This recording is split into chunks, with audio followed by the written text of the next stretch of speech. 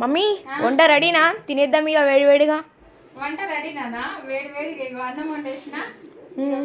వేడన్నం మామిడికాయ పచ్చడి, మనం పెట్టిన మామిడికాయ పచ్చడి. వేడన్నం మామిడికాయ పచ్చడి ఆల్రెడీ డబ్బడి తీసే డబ్బా సగంకైంది. వేడివేడి మిర్చి, పొద్దున్నే పప్పుచారు. ఇంతే ఫ్రెండ్స్, ఇక తినాలి ఇప్పుడు. ఇక అయితే ఇప్పుడు పొద్దున్న 4 బ్లౌజులు కట్ చేసిన కదా, 4 బ్లౌజులు స్టిచ్చింగ్ అయితే వేసిన. మళ్ళీ ఇప్పుడు 2 సాదా బ్లౌజులు స్టిచ్చింగ్ చేయాలి తినేసి.